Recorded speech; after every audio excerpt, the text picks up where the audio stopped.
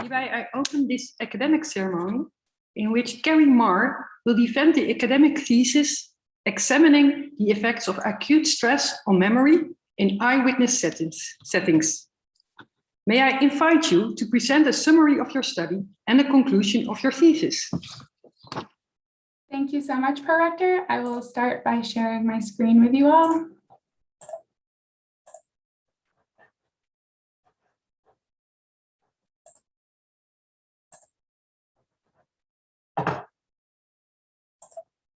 Okay, great. So Prorector, dear Prorector, dear members of the Corona, dear family, friends, and audience. Today, in the next 15 minutes, I'm going to present a short overview of my doctoral work. The central question of my doctoral work was, how does stress affect memory performance in eyewitness settings? I explored this question in relation to two distinct phases of memory. First, I wanted to understand encoding stress effects. That is, if someone experiences stress during an event such as a crime, how might that stress affect their memory? Second, I also investigated acute retrieval stress effects. Imagine being called into a police station to be questioned as a witness, or attending court to provide testimony. These experiences in themselves could induce a stress response, and I wanted to research how the experience of stress while remembering an event could impact one's memory report. For decades, researchers in a variety of fields have been interested in how acute encoding stress affects memory performance. Researchers in these different research fields have found mixed findings. In general, findings from the eyewitness memory research field tend to suggest impairing effects of acute encoding stress on memory performance, while more studies from the fundamental memory field show enhancing effects.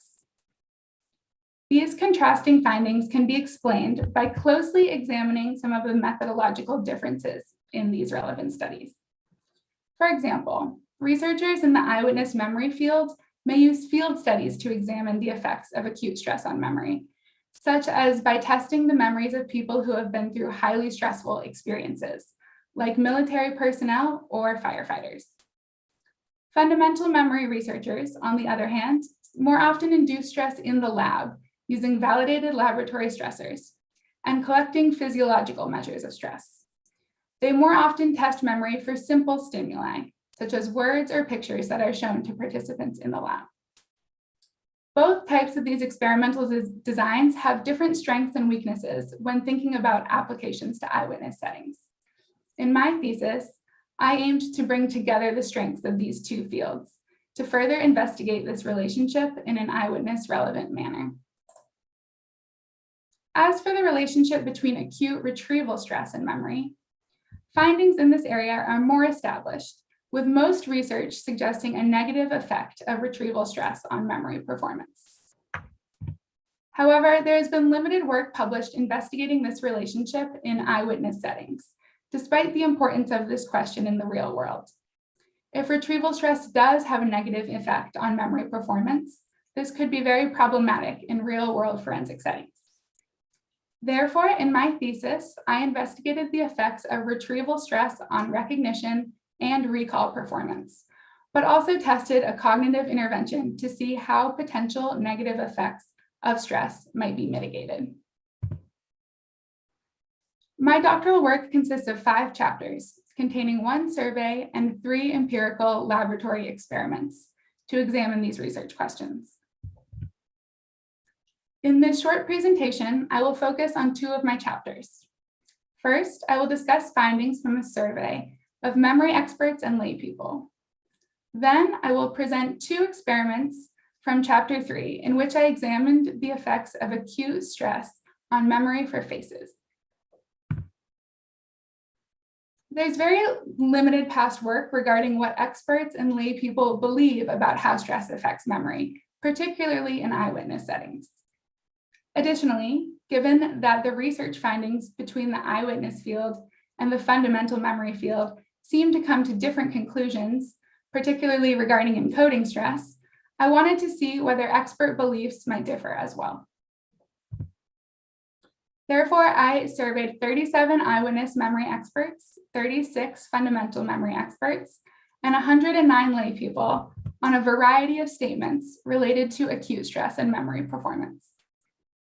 To investigate potential differences between groups, I compared the responses between the two groups of experts, as well as between the lay people and the experts as a whole. One of the important statements related to the retrieval stress memory relationship. The survey respondents were asked whether they agreed with the following statement.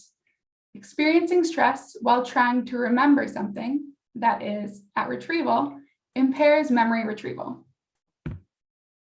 I found high rates of agreement on this statement, with over 85% of both expert groups somewhat or strongly agreeing. Rates of layperson agreement were similar, with 78% agreeing. Survey participants were also asked about encoding stress. Following findings from the fundamental memory field, this statement read, experiencing stress during an event, that is, at encoding, enhances memory for that event. Here, we see a statistically significant difference between the expert groups, as indicated by the star.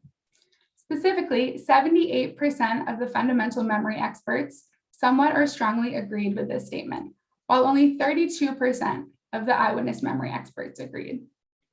34% of the lay people agreed with this statement. These findings highlight a divide between memory experts in the two distinct research fields. And this divide in beliefs also reflects the divide that I found when reviewing the literatures of the two fields. Lay people's beliefs also differed from expert beliefs on a few statements. For example, one statement read, the memory of trained professionals, such as police officers, will be less affected by stress than the memory of a normal eyewitness. In line with the available research on this topic, experts showed low levels of agreement. However, we see that the majority of lay people endorsed this idea, with 64% agreeing. Lay people also differed from experts on another statement.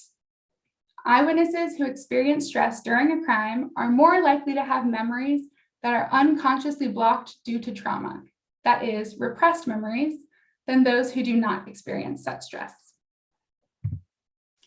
85% of lay people agreed with this statement that is not supported by empirical science. These common sense but incorrect beliefs could cause problems in court. For example, lay people sitting on a jury could give too much credence to police testimonies over those of other eyewitnesses, thinking that their memory reports are unaffected by stress. So to summarize this chapter, there was in general limited consensus between the groups of experts on the majority of statements. Specifically, only 5 statements out of the 29 showed consensus levels over 75% in both expert groups. This kind of divergence could present a problem in court. For example, if 2 opposing experts present opposite opinions, this contradictory information could cause even more confusion on a topic for a judge and jury. Next, mismatches between lay people and experts suggest that this topic is not entirely common sense. Finally, these survey results are particularly helpful for future research, as they indicate topics where consensus is low or where expert responses of don't know are high, thus suggesting the need for further work. In chapter 3, I present 2 laboratory experiments that were designed to bring together the methodological strengths of the fundamental and eyewitness fields. First, as is typically done in the fundamental memory field, I used a validated laboratory stressor to induce stress in participants. I then used subjective and physiological manipulation checks.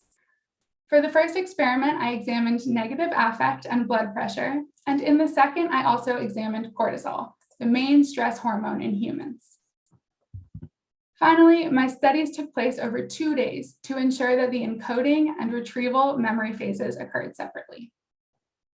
I also incorporated eyewitness relevant design into the methodologies, including using faces as stimuli. Faces are an important element in forensic settings, as eyewitnesses are often asked to identify perpetrators. I also examined encoding during the stressor, as would likely occur when an eyewitness sees a crime, as well as post-stressor, which is the stage more often examined in fundamental memory work. So in the first experiment, participants came into the lab, and they first provided baseline measures, including about their affect and blood pressure. These measures were taken throughout the experimental sessions. Next, some participants were stressed and some were not stressed. The stressed participants participated in the Maastricht Acute stress test, a validated laboratory stressor that involves participants alternating between putting their hand into a bucket of ice-cold water and performing difficult mental arithmetic while being evaluated by a critical experimenter. The control version of the MAST involved a warm water placebo and simple counting. In addition to the blocks of water and arithmetic, participants also engaged in blocks where they encoded faces. After the stressor was over and sufficient time had passed to wait for a delayed cortisol response, measures were again taken. Finally, participants encoded a second set of faces before going home for the day. 24 hours later, they returned to the lab. Day 2 looked very similar to day 1. However, now some of the participants were stressed during and before retrieval. On day 2, instead of encoding faces, participants engaged in a face recognition task during the MAST. Again, half of the faces were also tested post-stressor before the experiment ended. Across day 1 and day 2 of the experiment, stressed participants showed increases in negative affect and increases in blood pressure after encountering the stressor, opposed to non-stressed participants. So these results show that the stress induction was successful at increasing subjective stress and arousal. However, there was no evidence of any significant effects of acute stress on memory performance measures. This was the case for both encoding stress and retrieval stress. Given these results, I wanted to further explore potential reasons for these null effects.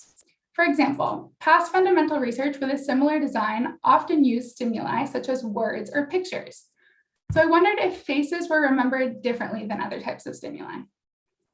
Second, I wanted to see what role stress hormones, specifically cortisol, might be playing, and to ensure that the procedure elicited that key element of the stress response. With these thoughts in mind, I ran another experiment. This one was similar to the first with a few differences. First, participants were only stressed during encoding, but not retrieval. Therefore, the second day of the experiment consisted only of a recognition test. Second, I added words as a comparison stimuli. As with the faces, half of the words were encoded during the stressor, and the other half were encoded post-stressor. Again, participants showed increases in negative affect and blood pressure post-stressor when compared with non-stressed participants. In this second experiment, I was also able to analyze pre and post cortisol samples. As expected, stressed participants showed an increase in these stress hormones in response to the stressor, while non-stressed participants did not. However, again, I found no evidence for any differences in memory between the stress and the no stress conditions. This graph shows the results for overall memory accuracy. As you can see, the stress and no stress conditions performed very similarly. The same was true for performance across the other memory measures. So, though the stress induction was confirmed, I again found no effect of acute encoding stress on recognition performance for both faces and words. Perhaps stronger effects would have been observed for a different kind of memory task, as some research suggests stronger effects of stress on recall than on recognition. However, in my final experiment, I found no evidence for an effect of retrieval stress on memory recognition or on memory recall. So in sum, there are a few key conclusions from my doctoral work. First, there is a general lack of expert consensus across topics related to the stress-memory relationship, particularly regarding encoding stress. Second, null results from my laboratory experiments call into question the generalizability and reliability of previous findings. As open science practices become more common and journals more readily publish papers with null findings, other recent work is also emerging, suggesting similar null effects of acute stress on memory performance. For example, there is other work showing null effects of acute encoding stress on lineup performance, and recent meta-analytic work that it suggests no effect of psychosocial stress at encoding or retrieval on memory performance. Continuing to produce high-caliber research in this area will allow for a better understanding of the boundary effects of stress on memory in the future. Finally, my work shows the importance of intertwining these distinct research fields to best answer these types of interdisciplinary questions in ways that are both methodologically sound and applicable to real-world settings. Thank you so much for your attention, and I now give the floor back to the Pro-Rector. Thank you for your presentation. The opposition will be opened by Professor Dr. Marko Jelicic, Professor of Neuropsychology and Law from Maastricht University. Thank you, Madam Pro-Rector. Dear candidate, I have read your thesis with much interest. It's a well-written dissertation based on solid research with really some unexpected results. So in my opinion, it's an important thesis, and I would like to congratulate you, but also your promotion team with this thesis. My question is about chapter 2, about the survey that you just presented also during your talk. The survey about acute stress and memory performance. So you gave eyewitness memory experts, fundamental memory experts, and lay people a number of statements regarding the stress-memory relationship.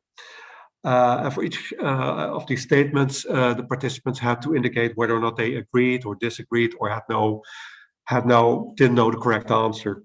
And most experts believe that stress impaired memory retrieval. That's what you just told us.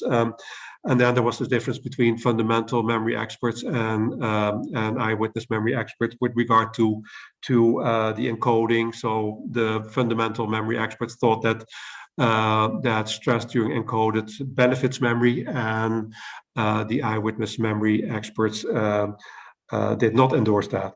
Now, you also talked about repression and lay people. They, most of the lay people, they endorse the statement, yeah, acute stress leads to unconscious blocking of unpleasant events to the unconscious.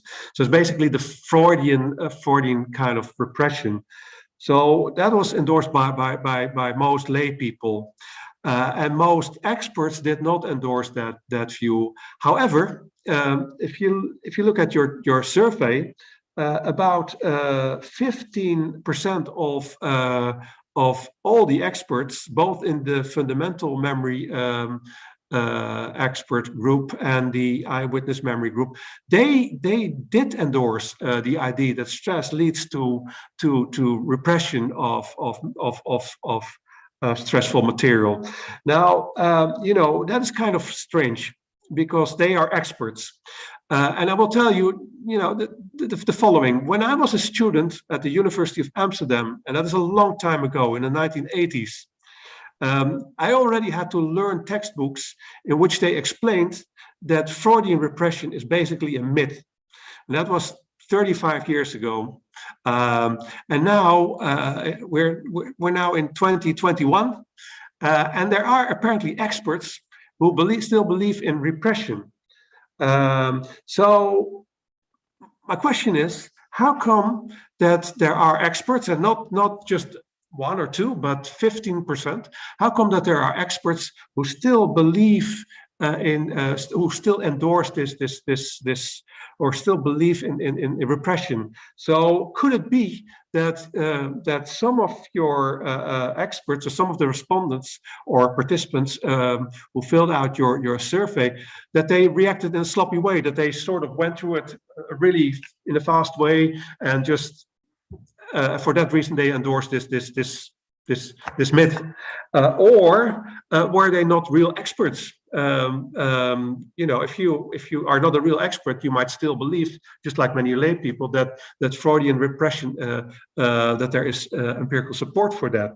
So, or is there another explanation for this? So what do you think of this? How come that 15%, and that's not just one or two participants, but 15% of your participants endorse this strange thing, the idea that stress can lead to unconscious repression? So that's my question. Thank you, highly esteemed opponent. Thank you so much for that question and also for your compliments. You ask a very interesting question, and it's something that I also thought about when we got these results. And I will say these specific results, with showing that some experts endorsed this statement of repression, were also quite surprising for us, for the reasons that you've mentioned, in that really the vast amount of empirical work suggests that this idea of repression doesn't really exist in this way. So we were also quite shocked to see that some of these experts endorsed statements. As for some of the hypotheses that you raise for why this could be the case, we also had thought about these things.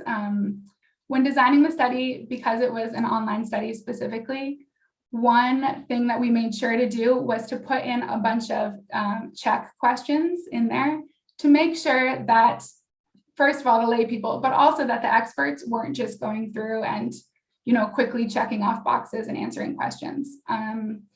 So we had a couple different types of these manipulation checks, or these attention checks, I should say, to make sure that the experts and the lay people weren't acting in that way. So we had four different attention checks throughout this fairly short survey. So in that sense, we hope that these results show that the people who were truly engaged in the task and had focused their attention on it. So moving on from that explanation, we now wonder whether these are perhaps not a good distribution of, or a good example of real experts. We, of course, wanted to make sure that our expert group were experts on this topic. And so we asked a few different types of questions to hopefully ensure that that was the case. One thing that we checked was, of course, their educational background. And we found that every single expert who participated had either a doctorate, mostly in psychology, and that was about 91% of experts, if I recall. And the rest of them had a master's degree, also mostly in psychology or another relevant field. So we know that these people have at least studied these areas well and have earned an advanced degree in this area. One thing we were also interested in is, because our call was specifically for people who are interested in the effects of emotion or arousal or stress on memory and on memory performance. And we found that 2/3 of the expert group reported that their primary research interest, or their main research interest, was in this area. So that's, given that this is a specific area of research, that's also quite a large number of experts who say that, this is what they study as a main topic. Another interesting point to do with that is, you'd think maybe if you are collecting an expert sample of researchers and clinicians, that maybe from these clinicians, we might see more endorsements of repression. But it is really surprising that we only collected this data from people who were researchers. And we know that because all of these experts report publishing relevant papers in these fields, in the eyewitness field and in the fundamental. But if I may interrupt you, I also saw that a couple of these people had a medical degree. I know quite a number of medical people, medical specialists, they hardly do any research. So so it's kind of strange that you had a number of medical people, maybe they were psychiatrists, but I know also a couple of psychiatrists who have never ever conducted an empirical study. So maybe they just wrote opinion papers on stress and memory and repression and stuff like that. Or could that be an explanation? Or yeah. Yeah, it's possible. So we checked that they all had published, and there was one person who hadn't published, and we ran the analyses again to make sure that that didn't change the results, and it didn't. So what you're saying is possible, that maybe their publications were more, opinion pieces or something like that. But we did try to check that they had published in scientific journals. So we're pretty confident that these are a real group of experts, which I think actually makes these results even more concerning. And there's recent research suggesting that these ideas of repression are actually coming up again, both in lay people, but maybe these ideas are also coming up again in experts who somehow believe these ideas, even though there's a really, really large body of evidence, as you say, going back decades against this. So I actually think that would be a really good area of future work, to kind of see which of these experts endorse this and why, the reasons behind it, where they learned it. Because especially if we're talking about bringing these ideas into courtroom settings, for example, that's highly problematic. Okay, thank you for your answer. The opposition will be continued then by Professor Dr. Arjen Blokland, Professor of Comparative Neuroscience from Maastricht University. Thank you very much, Pro-Rector. Dear candidate, I first would like to congratulate you on this interesting work, because I think it's highly relevant. And of course, that my congratulations not only for you, but of course also for your promotion team who guided you through this whole process, and it's being finalized now with this defense. So I'm a more, like, maybe my title of my appointment is already telling you, I'm a more kind of fundamental neuroscientist. But still I'm very interested in the practical applications and understanding of stress on memory. Well, I think when I read your thesis, then I think the conclusion is that stress doesn't really affect memory that clearly. And you write about all the discrepancies that are in the literature. So I really, my first question actually would be, well, what's your stance now on the effects of stress on memory? Do you really still believe that stress affects memory? So a general statement, because that will be a question in the courtroom. Does stress affect memory? What would be your answer there?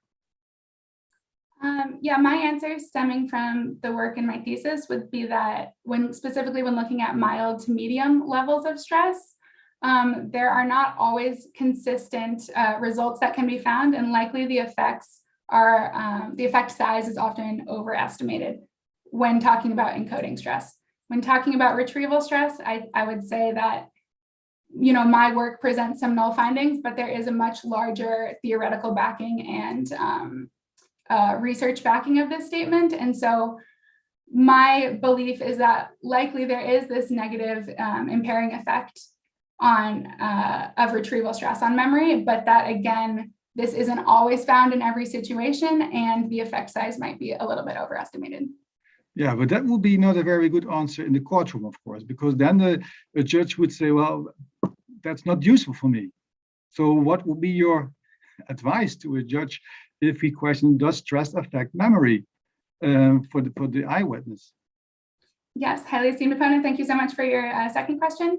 This is a great point, because it's true that when I talk about bringing these into the courtroom, people want to know a definitive answer. And it's one of the really complicated things about this research field. If I were an expert witness going into the courtroom, I would really need to look at the specific details of the case at hand and pick out those moderators that we know affect the stress memory relationship.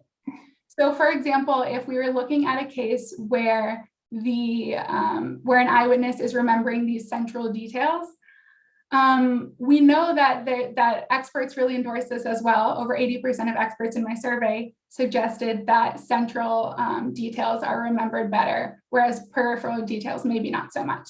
So for those kinds of information, I think we could give a definitive statement to the judge and jury with that good research backing.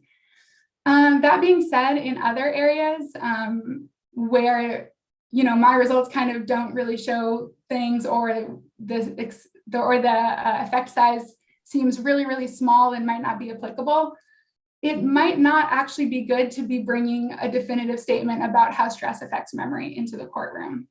In fact, that's sometimes been done in the past based on work that maybe has a lot of limitations and shouldn't really be brought into the courtroom in such a definitive manner. And in those cases, I, as an expert witness, would look at the rest of the aspects of the case beyond stress and try to give advice based on those. So for example, when thinking about estimator variables, you could instead talk about things like, how long did the eyewitness see the perpetrator for? How far away were they? What was the lighting like? These kinds of things that have a much stronger scientific backing that I, as an expert witness, would feel comfortable advising on. The same goes for system variables. So if we're talking about an identification, as an expert witness, I could look at how was that lineup created and how was it conducted? And I feel I would have much more confidence bringing those really relevant pieces of information into the courtroom and maybe saying, at this point, we can't really give a clear definition of how stress affects memory. But that would also then include personality or more information about the subject. Is it female, male? Is it what other aspects of the person would you then have a look at if you want to make some kind of a statement to a judge? Yeah, this is a really nice question. Thank you, because it highlights one of the problems that I find with a lot of the work that's been done in the past, in that it's been done in very restricted samples of the population. So as you mentioned, maybe a study is only done in males, or maybe a study is only done with women when they're at this point of their menstrual cycle or something like that. So that's one of the reasons that I actually think we can't really bring that into the courtroom yet. I don't think that the research is at the point where we can take a person and say, okay, they're a male, they have maybe this illness, or they take this medicine, or they have this problem, but otherwise they viewed it in the afternoon, so it's fine. So we're really not at the stage where we can look at that individual yet and apply those results well, particularly when also considering other individual differences that can have, like on cortisol reactivity. Yeah. Okay, but so there are many variables to take into account when you want to say, well, whether stress could have affected the eyewitness testimony of a subject. But you say we are far from that. But do you think that would be necessary then? Or otherwise, so either because there is no general effect of stress on memory. So if for a general eyewitness statement, you could not say this could be wrong, or it could be right. So that's not what you can say on an individual level. So you would need to have more information about the situation, the type of information, and of the subject. That would lead eventually to a good evaluation of an eyewitness statement.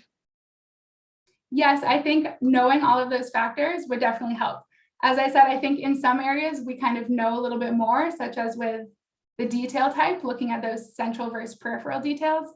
And in some areas we still know a little bit less, such as generalizing outside of males, for example, or outside of Western cultures, for example. So at this point, I think there are some factors that we can be more confident on and some that we can be less confident on. And I think one good way to start looking at this is to see where the different experts stand, where their opinions are, which factors are show high levels of consensus and which ones don't. And that kind of gives us a good starting point for where more research needs to be done so that we can better inform these more individual situations. Yeah. if I may, I should have a little small question because the choice of the stimuli. Professor, if I can interrupt that, considering the time, it might be best. One more minute. Okay. If you say so, we'll give the word back to the prorector. If we have more time at the end, Professor Blokland, we will return to you. Is that okay? Perfect. Okay, then we will continue the opposition by Dr. Anna Gargou from the University of Portsmouth. Thank you, Prorector. Dear candidate, first of all, I would like to congratulate both you and your entire supervisory team for a fantastic project. It was an absolute pleasure reading through your thesis and following a very well-written thesis with a solid methodology and very interesting results. In particular, I would like to congratulate you and mention I was very impressed with your openness and transparency in the research that you have conducted, as I believe this really matches a recent push towards open science and replicability, which strengthens your position as a researcher and your thesis and project overall. So my sincere congratulations for that. My question is a rather broad one, a rather generalized applicability of your project-based question. So with this in mind, from reading your thesis and reading your project, something that struck out was the fact that the work you have conducted, while solid and very impressive, does not really speak to the issue of eyewitness stress in the real world. And what I mean by that is that it doesn't quite replicate the conditions under which an eyewitness would realistically experience stress. For example, there is no personal involvement for the person in the study. There's no actual uncertainty regarding the events which occurred, and there is no real threat to the person and to your participants in any meaningful way, at least. So I know you have worked quite hard on inducing stress in the lab using tried and tested methodologies, but these are still mild and not quite replicating real world conditions.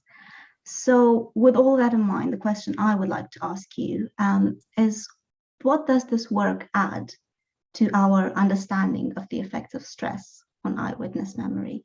And if you have time, if you could also discuss any potential future research that might address this gap in your work. Thank you.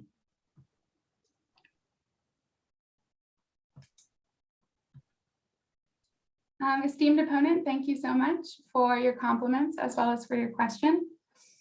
Yeah, you speak to a really important issue, particularly given that my topic is one that hopes to relate to the real world in a lot of ways. And I think it's a really good question. And I'll start by kind of showing how we developed this specific methodology. So as you know, we tried to combine the strengths of these two fields, of the fundamental memory field and of the eyewitness memory field.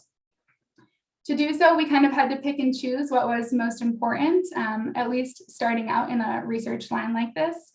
And I decided that it was most important to take these strengths of the fundamental memory field that make sure that stress is well defined and is properly being induced and properly being measured.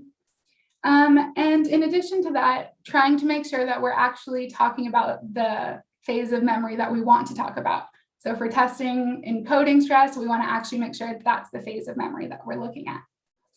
So in that way, I definitely, if you kind of think of my research on a spectrum from fundamental work to eyewitness memory work, my studies and my research were definitely a little bit more towards that fundamental side. And where I hope to go from here is to slowly get closer and closer to that more applied work. As I highlighted, one of the main limitations of a lot of the eyewitness work that's been done is that they say that they're testing the effects of acute stress on memory performance, but we have no idea if that's actually the case. We don't know if that is being done in a valid way. And it's great that situations are tested in like a real world setting, for example, but if we don't even know that acute stress is being properly induced, then we really can't get much information out of those studies. at least if we're interested in the effects of acute stress, rather than some other variable. So that was kind of the rationale for starting off in this more applied way, and then trying to move into more fundamental way, trying to move into a more applied way. These stressors were developed to induce stress, and they do try to replicate some of the elements of stress that are also present in real world stress. So one thing that you mentioned, for example, is like uncertainty and uncontrollability. And that is one of the elements that's really was thought about when the MAST was being created. And they do incorporate an element of that such that the participant doesn't know what's going to happen next, and they don't know how long they're going to have to do each task for.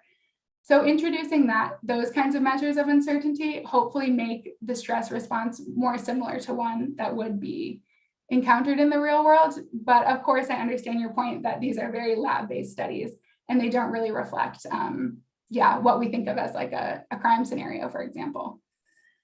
So I think this work adds a lot in that we know that we're actually testing the effects of stress on memory. We know which memory phase that we're testing. So for example, by splitting up the encoding and retrieval, we can much more confidently declare that these effects are related to encoding, or retrieval, depending on the study. So this work takes that step. And I think your question actually nicely goes into future steps, because, if you think about that spectrum, I think now from here, we can start taking steps towards that eyewitness relevant applied work. And I think most importantly, when thinking about that, is we need to make sure that this stress is being induced and properly measured. And then as long as we have that all the time in these cases, then we can find more and more about real situations. So one way to kind of take that little baby step is to keep using these validated laboratory stressors that induce stress, but add an element of like a mock crime kind of scenario, for example. So one idea I had for a future study would be to run this, a stressor, for example, the Trier social stress test, where there is a panel of usually 4 people, and they're watching you give a speech, and they're quite critical and like have a mean face and everything. And then within that context of the stressor, those members on the panel could have like an altercation, for example, or like some kind of fight that somewhat resembles a type of a mock crime. And then memory for that could be tested. That's kind of a really good example of a combination of how these two fields could keep interacting, but slowly get more and more applied. To shortly wrap up, one other thing that of course we could do is, if eyewitness researchers really are interested in more severe levels of stress, or stress in way more real world settings beyond the laboratory walls, for example, then that can still be done. It's just we need to make sure that stress is being properly induced. For example, as I highlight in the thesis, by measuring subjective but also physiological stress measures, and then making sure that the proper memory phase is being tested. Does that answer your question? That does. Thank you very much. And I completely understand that before we can take those baby steps into real world applied research, we must first correctly identify the mechanism and what is going on behind the scenes. And I think your proposed studies are very good. So that does answer my question. Thank you very much, Carey. Prorector? Thank you. The opposition will then be continued by Professor Dr. Tom Smeets, Professor of Clinical Psychology of the University of Tilburg University. Thank you, Prorector. Dear candidate, I would first like to congratulate you with completing your PhD track that has resulted in this fine dissertation. And I would also like to extend my congratulations to your supervisory team, all of whom undoubtedly have helped you along the way in reaching this goal. I enjoyed reading your thesis, in which you've made some interesting suggestions on how we can improve research on how stress affects eyewitness memory, and I would like to discuss some of these suggestions that you made today. In this defense, it somewhat resembles an online Trier social stress test, actually, for you. I'm hoping that you're okay, your cortisol levels are still fine. Well, my first question relates to your proposition number 1, in that, and I'll read it, there is little consensus between memory experts on the relationship between acute stress and memory. I was a bit puzzled by this proposition and doubting whether I agreed with it or not. And in the end, I think I agree with it, but not because of the survey you did, but because it's kind of an open door, actually. It is what you could expect. That is, I think scientists will seldomly agree on whatever it is that you ask them. And that is because our opinions are based on experiments and data derived from those experiments. And then we do some inferential statistics on the data. So we end up with probabilistic outcomes regarding our null hypothesis. And as such, there is always a certain degree of uncertainty within results of any one study. And if you look at all studies on one particular topic like acute stress and memory, there will be a certain amount of studies that find X and other studies that find Y or Z. Or just look at meta-analysis. I've never seen a pooled effect size nearing 1. There are always small to moderate effects. So there is no single truth because there are so many moderating or mediating variables. So saying that there is no consensus is nothing new to me. It is what you would expect from scientists who are taught to critically evaluate their own work. So that's the first reason, although I admit that I would have expected larger consensus for the regression statement, as was already argued by Professor Jelicic. So that's the first reason. And the second reason I feel that it's not a good proposition is that I feel that you base this proposition on the results of your survey and that the survey is, well, sort of flawed and that the questions are not specific enough, at least not to my liking. Take, for example, the first statement, very high levels of stress impair the accuracy of eyewitness memory. What very high means to you may be very different than what it means to me. Might be different for a lot of people. So similar remarks can be made for the other questions in the survey as well. So my question is, how can you answer this type of question accurately? What is the right answer? A lot of moderating factors here that are not part of the equation in your questions. So I really feel that this type of survey cannot result in a nuanced answer. So you bias your respondents actually to give quote unquote wrong answers. So I would like to hear your thoughts on these two reasons why I think your proposition is, well, kind of an open door. Highly esteemed opponent, thank you so much for your compliments and for your question, specifically regarding my proposition 1. I'll start with your first point, which was that there's kind of always a degree of uncertainty no matter what topic we're looking at, and that it would be expected that experts would have different opinions no matter what area we're looking at in psychological research. I do agree with you to an extent. I agree that there's always a degree of uncertainty in studies and that we can never expect every single study in a research field to show the same result. As you mentioned, that's partly because of the statistical analyses we use, where we always leave a margin of error. And we hope to have best results to reduce that error as much as possible, but there will always be some conflicting findings, even in the most stable of relationships. I think where, the reason that I wrote this statement in particular to this topic is that I was quite shocked how low the levels of consensus were. So I say that there's little consensus between the memory experts. And as I mentioned in the presentation, only 5 of the statements out of the 29 showed consensus levels over 75%. Now, 75% is not even that high of a level of consensus. It's not like I'm saying, oh, 95% of experts need to agree. Only 75 had to either agree or disagree for me to make that kind of statement. So I actually think that in other areas of psychological work, where findings are more robust and accepted, we would see much higher levels of agreement. Yes, maybe not 100%, but over 80%, over 90%, for example. And there are other surveys of experts in other topic areas that show these higher levels of consensus, far greater than 75%, for example. So given that this topic has been researched for decades, it's not a new topic, and that it's quite a relevant topic for many of these researchers, I would expect, maybe not across all of the statements, but across more than 5 of the statements, for consensus levels to be above that quite minimal standard of 75%. going on to your second point, which is that a lot of the statements in the survey were not very specific. I do agree that this was kind of a first survey looking into this, and that some of the statements were not that specific. And one of the reasons for that was we were still doing kind of this agree, disagree format for the survey.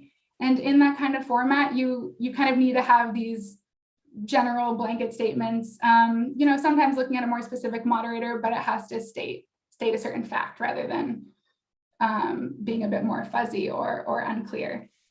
And when dealing with certain elements that you mentioned, such as like the very high, I agree that that's not totally clear, but actually in the real world, that's also not totally clear. For example, if we have an eyewitness in courtroom, the only way we really have to tell what their stress level would be at the moment would be through kind of subjective reporting, where they would say, oh yes, I was extremely, extremely stressed, or give these other kinds of vague verbal definitions of stress. So it's a tricky, that in particular is a tricky problem.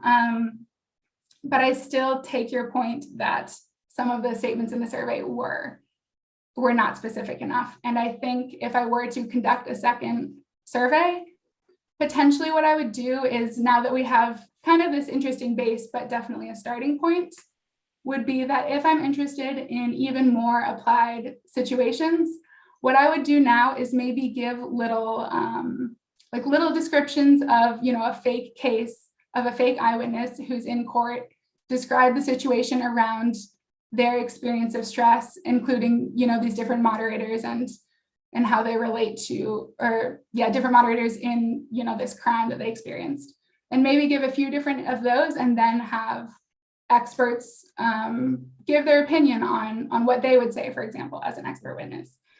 In that way, we wouldn't be splitting up all of these, different moderating factors that do kind of act in tandem in the real world, and we could get a better example of what experts think in a more applied and holistic setting, rather than if I may interrupt you for a second, could you not use an interview format in which you could kind of do a courtroom setting like interview with them to ask them about their opinion on certain vignettes or so?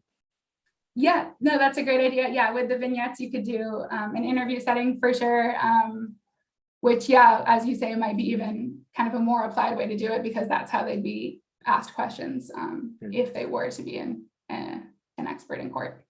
Yeah. All right, thank you. I have many more questions, but given the time, I will pass the word back to the prorector. Thank you so much. Okay, thank you very much. Then the opposition will be continued by Dr. Melanie Tekarini from Flinders University. Thank you, Pro-Rector. Dear candidate, I just want to echo, first of all, everybody else's congratulations on your thesis. I certainly also enjoyed reading it. Really a pleasure to read, very well written, and the studies that you conducted, very careful and rigorous, and with attention to pre-registration and very rigorous kinds of analyses. So well done again, and congratulations to the committee of the supervisory panel as well.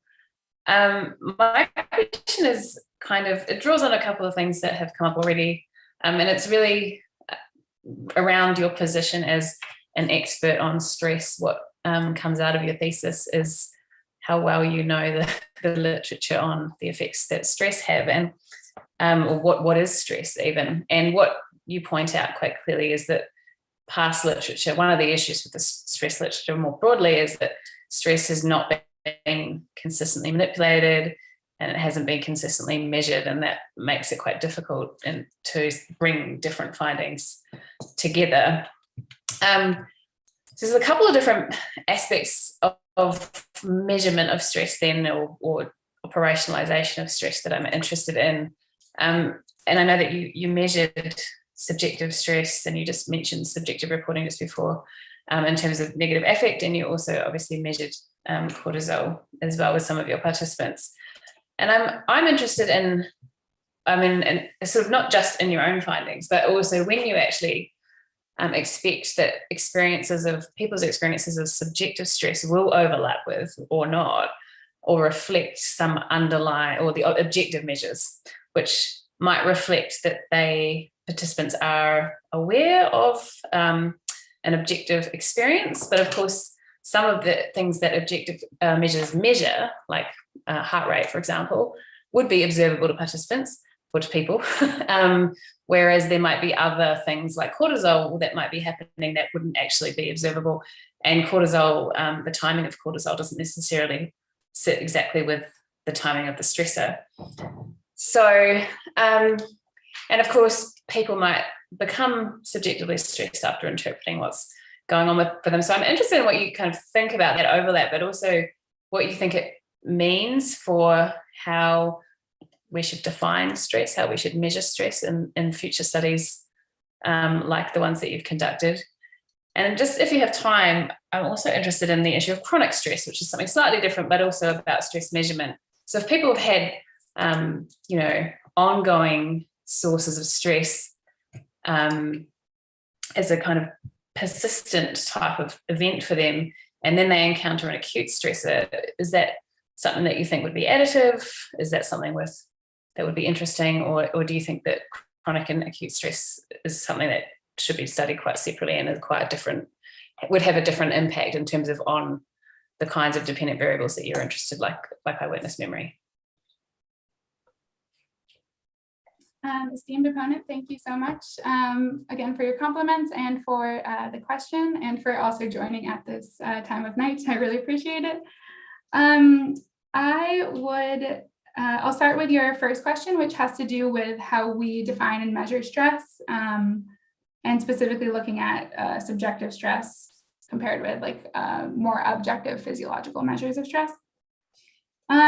So yeah, in this thesis, and I think the fundamental field does a good job of more clearly defining what we mean when we talk about acute stress. And as I mentioned in the thesis, it's a combination of these psychological and physiological measures. So talking about psychological measures, we're talking about how are people appraising a situation? Like, do they appraise it as stressful or not? We're talking about what's their affect towards the situation. Does it make them feel stressed or not? And then physiological stressors, as you pointed out, have to do with things that increase the activity of the autonomic system and the HPA axis and those kinds of measures. One problem that's kind of gone on from my perspective in the eyewitness fundamental memory field is kind of overuse of this word stress and acute stress, and not being very specific with your terminology of what you mean by stress. So in some of the studies, as I mentioned, stress isn't always properly measured. And that could be an issue because when someone is making a big claim about how stress affects memory, it could actually be something else, a different process that's going on that we don't know. So I do think having both aspects is important in the research world for making sure that we're validly testing our research question. And there is the reason that we need both instead of, for example, just using subjective stress is that there is research that suggests that subjective stress doesn't perfectly correlate with these physiological measures of stress, for example, cortisol. That being said, subjective stress is a really important part of the stress response. And you see in my studies, when we have a physiological response to stress, we also have this subjective response to stress. So by saying they're not perfectly correlated, I'm not saying that they're not related, because we would expect to see a subjective stress response in participants as well.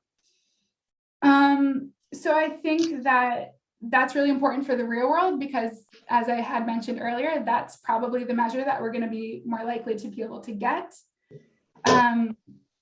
And how we, but I think in research, we should keep defining stress as both of these aspects. And if you want to instead look at subjective stress, then you should call it subjective stress.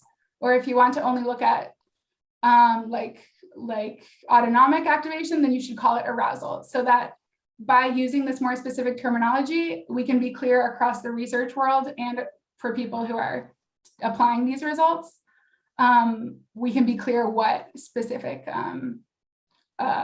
factor we are looking at. So I hope that surely answers your first question, and I will move on to the second question. So in your second question, you mentioned like chronic stress and how chronic stress might interact with acute stress and that kind of relationship. So I did not look at chronic stress in my thesis, as you know, but it is definitely a relevant and related area. Also because, yeah, people might be going through experiences of chronic stress. One thing that I found really interesting is that acute stress situations might actually overlap with chronic stress situations. So for example, in a... Carey Marr, the time appointed for defending your thesis has passed. The decree committee will now withdraw to discuss the quality of your thesis and your defense.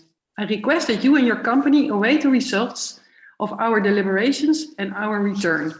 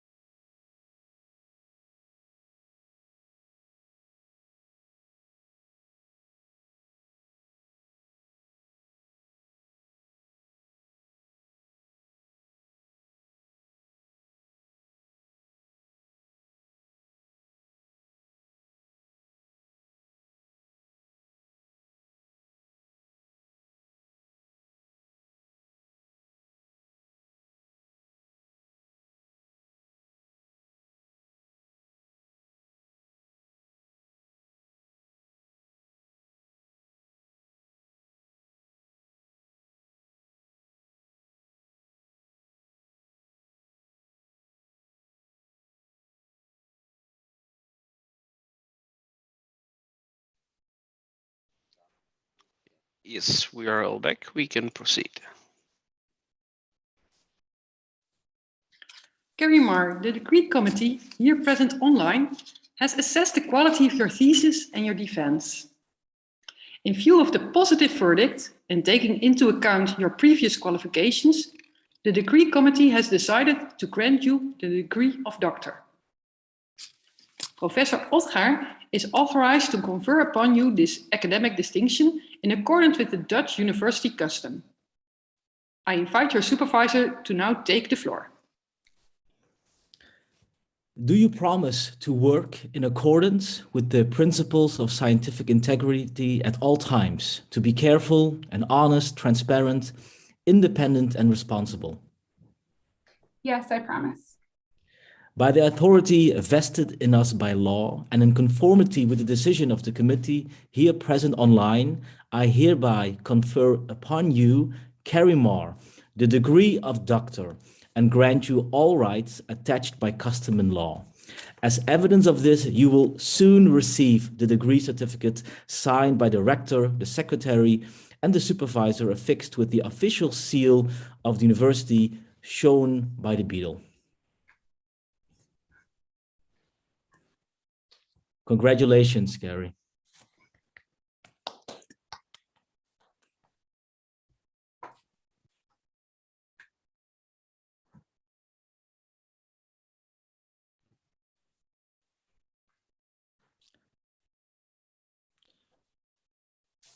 I think now the laudation will be, I think Melanie will now give the laudation to you. Dr. Marr. It's good to say it for the first time. Congratulations. This is always a good moment to think back about how we got here. If I'm not mistaken, Saul Casson alerted you to the existence of the Erasmus Mundus Joint Doctorate in Legal Psychology. You liked the description of the program, so you applied, had an interview, and were accepted. On February 14th, 2017, Chantal informed you of the decision of the committee. Your response to Chantal was, "I'm so excited to begin the program. I'm looking forward to the future." And exciting it was. You came to us after a Bachelor of Arts at Williams College and after serving as a research assistant at the Forensic Psychology Lab at the University of Sydney. You moved all the way to Maastricht and also spent 6 months in Portsmouth for your mobility. You presented your findings at the EAPL conference in Turku and at SARMAC at Cape Cod. But we have not forgotten, it also was a lot of work. As we all heard, you studied the effects of stress at encoding and retrieval on face recognition. You soon came to realize that it wasn't the easiest field to study. Most of all, it was marked by a lack of collaboration between disciplines and methodological issues. To address this observation, you conducted a survey asking more than 180 experts and lay people about their opinion on the effects of stress on memory. And then, of course, you conducted the 3 experimental studies in which you applied all the knowledge you had gained from studying stress research in the applied and fundamental memory research fields.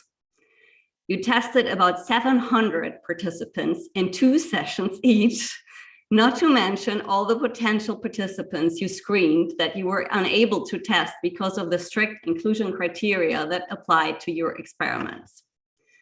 But so far, so good. A PhD is supposed to be a challenge. And so I think things were going well. And then, of course, Christmas Day 2019 happened. Maastricht University became the victim of a ransom hack, and the labs were closed for a whole month. You had just picked up testing again, when then the pandemic hit the Netherlands in March. The labs were closed again, this time for much longer. Needless to say, at this point, you still had to collect a substantial number of participants for 2 of your 3 experiments. Once the labs reopened in the early summer, you tested the remaining participants with incredible efficiency. In the end, you were able to submit your thesis with only little delay. I admired how focused and goal-oriented you were in this period, although I'm sure there must have been stretches that were really stressful. But then that maybe has to be part of writing a thesis that investigates the effects of stress. But jokes aside, we are well aware that the obstacles you faced were not small, yet your accomplishments are great. You delved into a complex research field and succeeded in combining two disciplines. All your work has already been published. There are 3 experimental articles, 1 review paper, and a popular science paper. I don't think I'm saying too much when I say that those who study the effects of stress in the eyewitness field in the future simply will not be able to pass or ignore your work. That is a great accomplishment. In fact, your impact on the field has already begun as our master's students are reading your papers as part of their course on eyewitness memory. We're looking forward to and are sure of seeing more of your work in the future. And we really hope to raise the glass with you live in the not too distant future, maybe at a conference in Australia or Europe or somewhere else. But for now, as customary in the Netherlands, I want to congratulate you and your parents, your sisters, your partner, your family, and your friends who are watching on behalf of the whole supervisory team. I'd like to thank the members of the Corona, some of which are participating at unusual times, to be able to join the defense from far. Hope to see you all with a glass of bubbles for the online reception shortly. Dear Dr. Marr, also on behalf of the Board of Deans, I congratulate you with the honor you have acquired. I hereby declare this ceremony to be ended.